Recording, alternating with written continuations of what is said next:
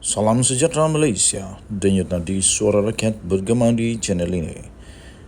Jangan lupa tekan butang subscribe, like dan share. Malaysia kita punya, cintai Malaysiaku, kita jaga kita.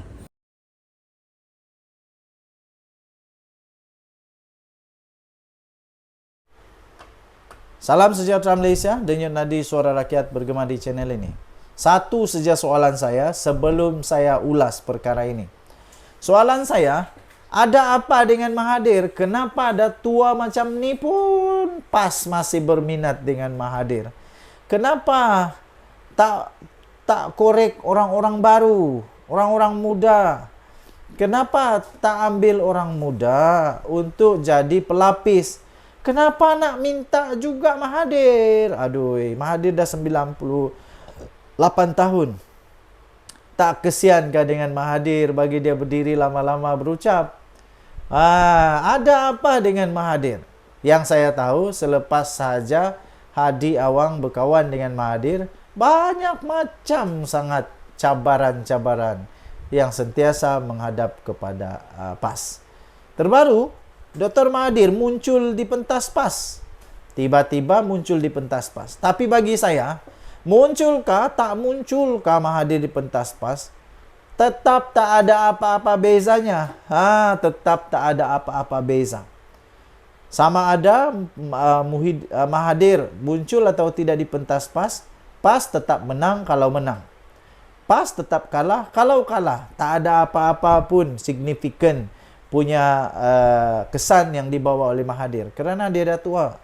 Terlalu tua. Apa saja yang dia cakap, rasanya tak berapa nak relevan lagi.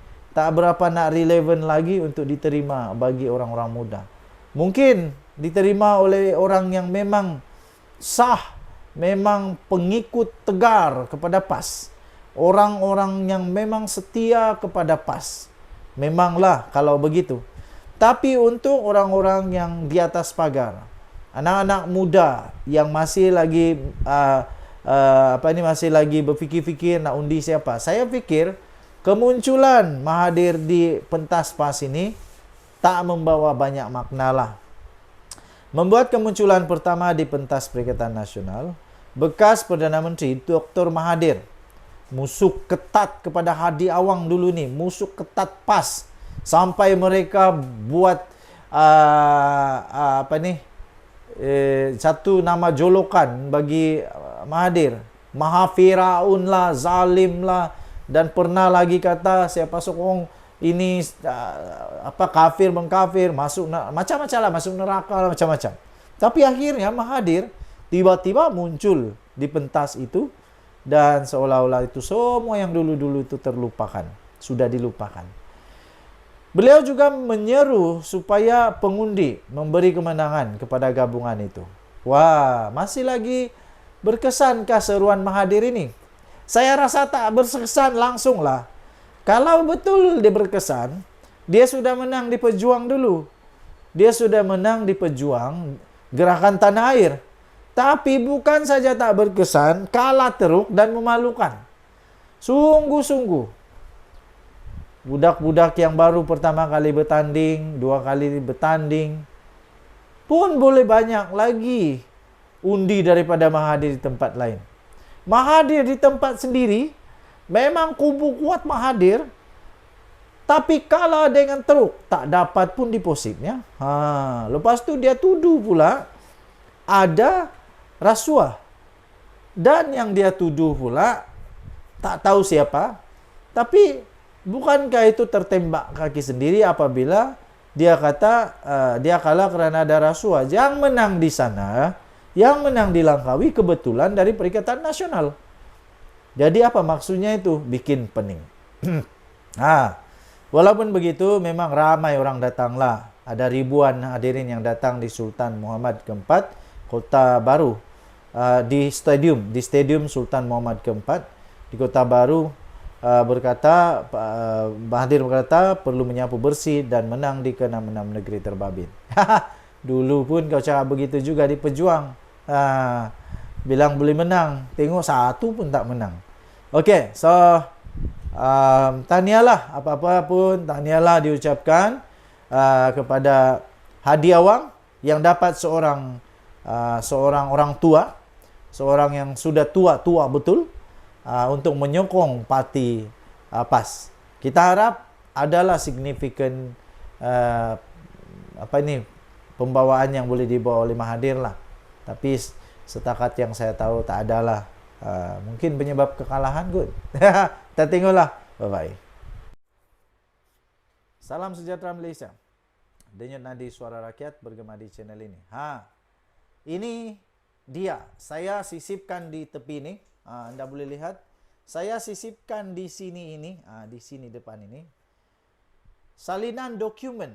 Jadi kamu share video ini. Minta tolong kita sama-sama untuk mau menimbulkan kebenaran. Kita sama-sama berjuang untuk membuktikan siapa betul, siapa tak betul. Supaya negara Malaysia ditakbir oleh orang yang betul. Tak kiralah. Kalaulah Anwar betul, kita sokong Anwar. Kalau Anwar tak betul, kita jangan sokong Anwar. Macam begitulah. Tapi Anwar setakat ini berkhidmat dengan baik sebagai Perdana Menteri. Ini dia. Saya sisipkan. Sebagaimana yang dijanji Anwar.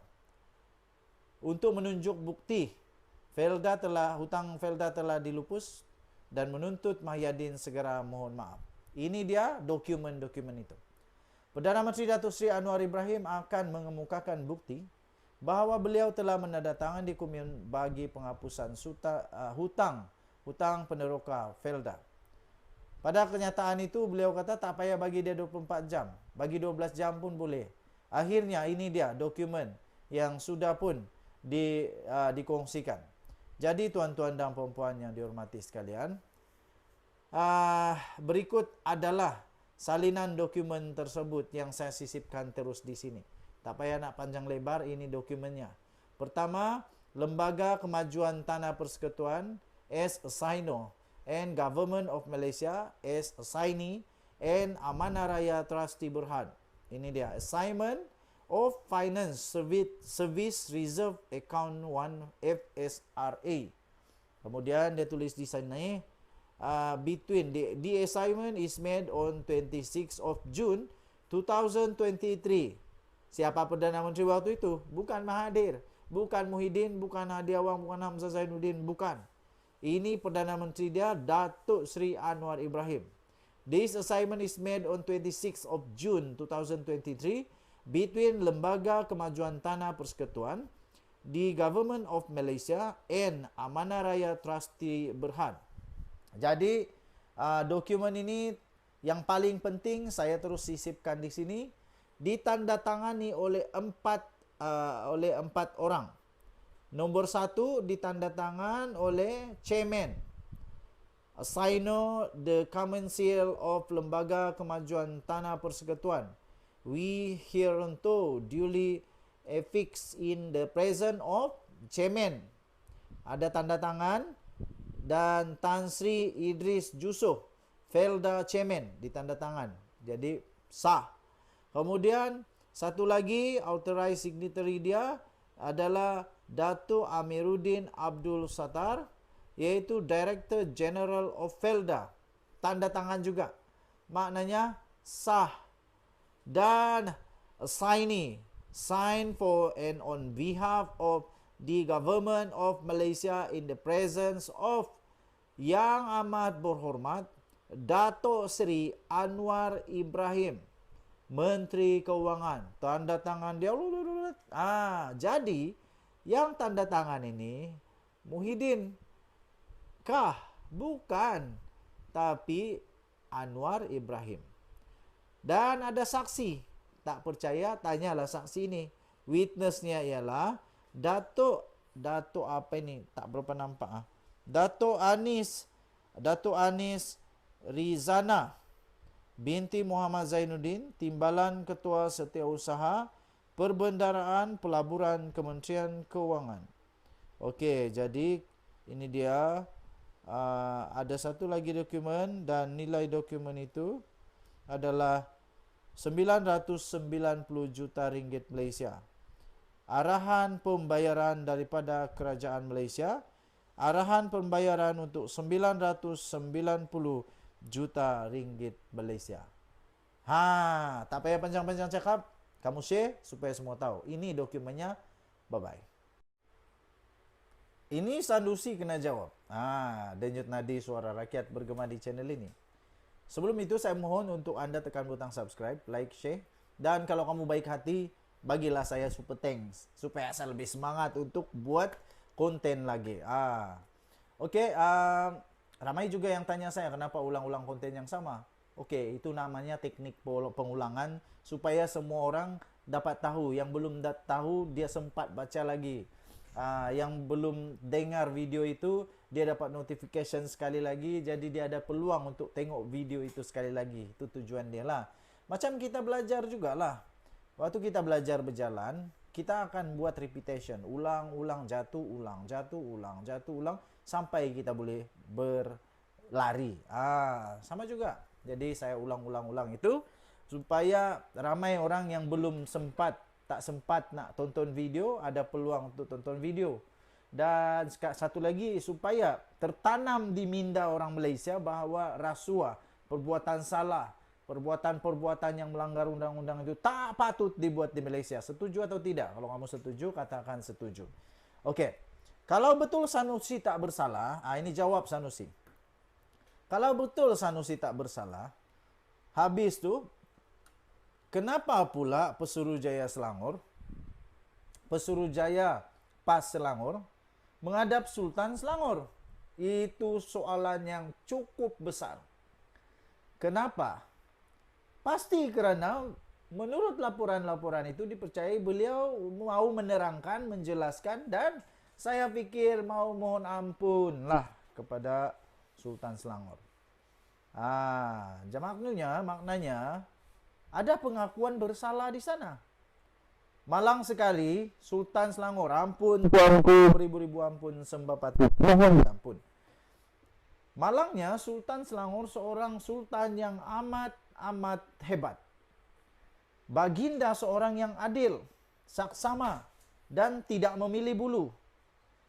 Baginda membuat keputusan supaya semua rakyat di Malaysia haruslah menghadap keadilan di mahkamah kalau salah, tak kiralah siapapun. Sebab kalau Sanusi terlepas, nanti orang lain buat benda yang sama, susah nak jawab. Jadi, kita sujud sembah, menyembah kepada Kebawah Duli Yang Maha Mulia Sultan Selangor yang sangat-sangat berjiwa rakyat. Jadi sekarang Sanusi nak kena jawab nih. Kenapa pula Pesuruhjaya PAS menghadap Selangor? Perdana Menteri Datuk Seri Anwar Ibrahim sendiri menegaskan, beliau tidak pernah mencampuri urusan itu. Urusan tentang kes menghina Sultan Selangor itu.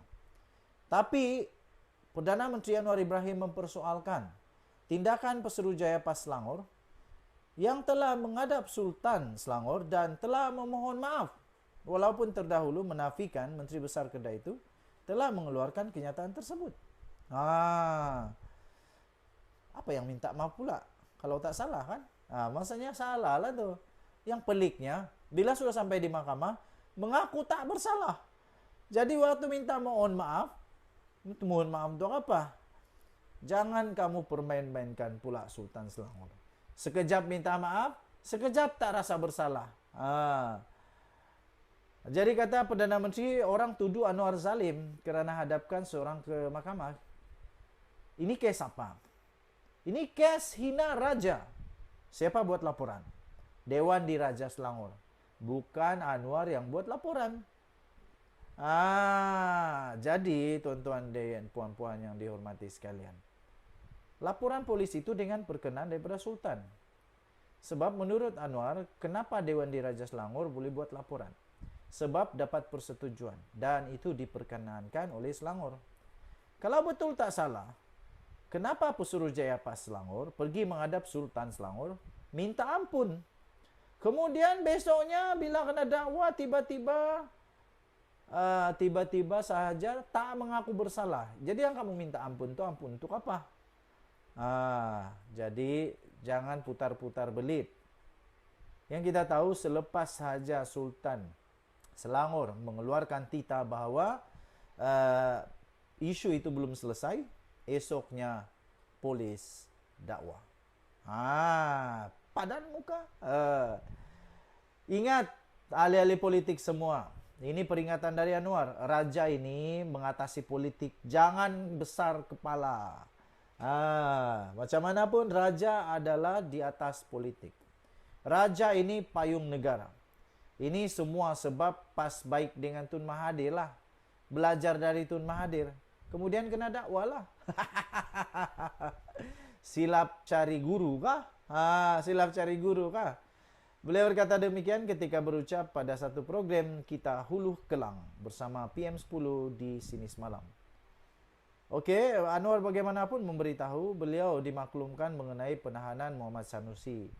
Tetapi itu ialah isu soal polis, pendakwa dan hakim. Saya tak campur. Kalau tak percaya boleh tanya Ketua Polis Negara. Itu kata Anwar Ibrahim. Sebelum ini Muhammad Sanusi mengaku tidak bersalah. Ini yang aku bingung nih. Minta ampun tapi tak mengaku bersalah. Sebelum ini Muhammad Sanusi mengaku tidak bersalah di 2 Mahkamah Session Selayang atas 2 pertuduhan menghasut berhubung isu pelantikan Menteri Besar Selangor dan penubuhan Kerajaan Perpaduan. Di dalam satu ceramah politik yang dihadiri, telah pun dia yang berucap wow gitu, bising-bising sana bising sini, las terlampau excited, seronok sangat kot, sampai tak sedar yang dia ada over limit. Ini pengajaran besar untuk semua ahli politik. Lepas ini buat lagi no. Baru 4 tahu. Tinggi rendahnya langit. Mengikut pertuduhan Muhammad Sanusi yang sekarang ini 48 tahun yang juga pengarah pilihan raya Perikatan Nasional didakwa telah melakukan perbuatan yang mengandungi kecenderungan untuk menghasut dengan menyebut perkataan yang mempunyai kecenderungan untuk membangkitkan perasaan tidak setia terhadap mana-mana raja. Jadi kalau betul Sanusi tak salah, kenapa pas menghadap Sultan dan mohon maaf? Itu perlu dijawab. Tang mana yang hampa minta maaf?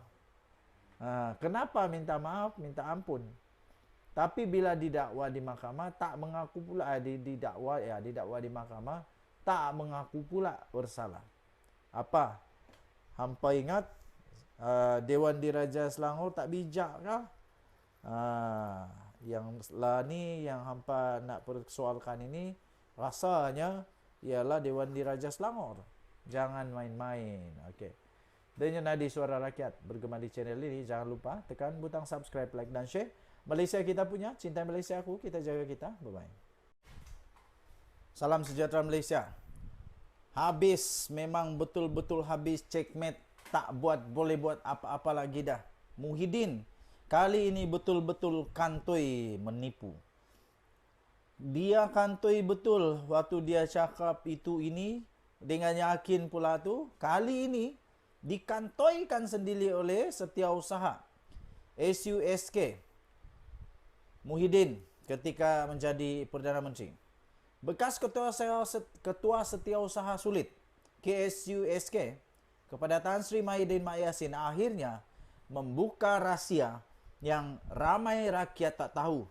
Kerana itu, anda boleh share video ini supaya semua rakyat tahu. Kita dah tahu kebenaran sekarang. Kebenaran berpihak kepada orang benar, bukan kepada pembohong. Walaupun Muhyiddin kata dalam satu artikel baru saja diterbitkan sebentar tadi, dia kata Abah tak suruh saya berbohong. Iyalah, betul lah, bapak saya pun tak suruh saya berbohong. Tapi yang dilakukan, ada pernah berbohong tak? Tepuk dada, tanya selera, tanya diri sendiri. Setiausaha, Ketua Setiausaha Sulit kepada Tan Sri Mahyidin Mak Yassin, Datuk Marzuki Muhammad mengakui, sekali lagi mengakui, bekas Perdana Menteri itu tidak sempat menyediakan geran tahunan kepada Felda selepas melupuskan hutang peneroka. Diorang kata Tan Sri Muhyiddin tak sign geran untuk Felda sebanyak 990 juta ringgit setahun. Itu kesilapan Muhyiddin Yassin. Lupus hutang peneroka tapi tak bagi duit pada Felda. Itu kata Ketua Setiausaha Sulit, Tan Sri Mahyadin Mak Jasin. Apalagi Mahyadin nak kata sekarang, buruk sudah terjadi padanya. Kena saman 200 juta ringgit. Nanti kita minta kepada Datuk Seri Anwar Ibrahim supaya dapat sikit lah untuk bikin buat jalan sama pipe di kampung kami dengan 200 juta itu. Dapatlah juga berkat sikit daripada uang hasil kekalahan Muhyiddin nanti kena saman 200 juta ringgit. Aduh, itulah kesilapan Muhyiddin, kata Ketua Setiausaha Sulit. Muhyiddin ini lupus hutang peneroka tapi tak bagi duit kepada Felda. Itu maksudnya belum buat apa-apalah. Mereka ni lupa kod katanya. Selesai lupus hutang tahun 2021, maka geran tahunan kepada Felda paling awal pun bermula tahun 2022. Muhyiddin terpaksa berhenti tahun 2021 sebab digoncang oleh pok-pok depa. Macam mana Muhyiddin nak sediakan geran tahunan Felda untuk tahun 2022, 23, 24 dan seterusnya kalau dia ada berhenti 2021? Katanya dalam satu hantaran di Facebooknya hari ini.